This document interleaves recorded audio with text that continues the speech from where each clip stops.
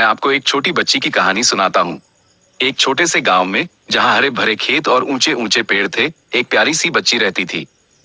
उसका नाम रिया था। रिया बहुत ही खुशमिजाज और जिज्ञासु बच्ची थी। उसकी बड़ी बड़ी आंखें थी, जिनमें हमेशा चमक रहती थी, और उसके गाल गुलाब की तरह लाल थे।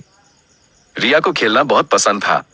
वो सुबह उठते ही घर के आंगन में दौड़ लगाती, रंग बिरंगी तितलियों के पीछे भागती और फूलों से बातें करती।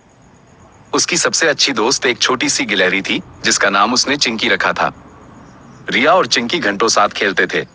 कभी वे पेड़ पर चढ़ते, कभी पत्थरों के पीछे छिपते, और कभी एक दूसरे को देखकर हंसते। एक दिन रिया खेलते खेलते गांव के बाहर जंगल में चली गई। जंगल बहुत घना और शांत था। रिया को थोड़ा डर लगा, लेकिन उसकी जिज्ञासा उसे और अंदर खींचती चली गई।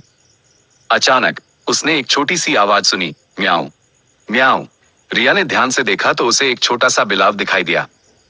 वह अकेला और डरा हुआ लग रहा था। रिया का दिल पिघल गया। उसने बिलाव को उठाया और प्यार से सहलाया। बिलाव भी रिया से लिपट गया। रिया उस बिलाव को अपने घर ले आई। उसकी माँ ने पहले थोड़ा मना किया, लेकिन रिया की आंखों में आंसू देखकर वह पिघल गईं। उन्होंने बिलाव को दूध पिलाया और उसका नाम मिट्टू रखा।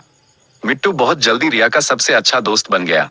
वे दोनों हमेशा साथ रहते थे, खेलते, खाते और सोते। रिया अब कभी अकेली नहीं पड़ती थी।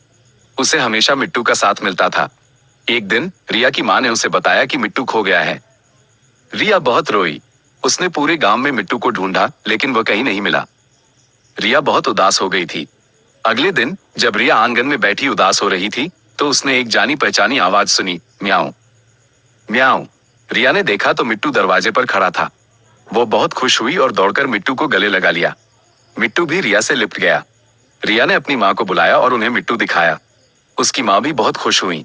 रिया ने मिट्टू को खूब प्यार किया और उसे कभी अकेला न छोड़ने का वादा किया। उस दिन के बाद से रिया और मिट्टू हमेशा साथ रहे।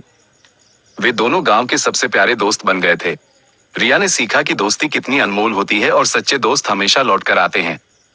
कैसी लगी आपको ये कहानी?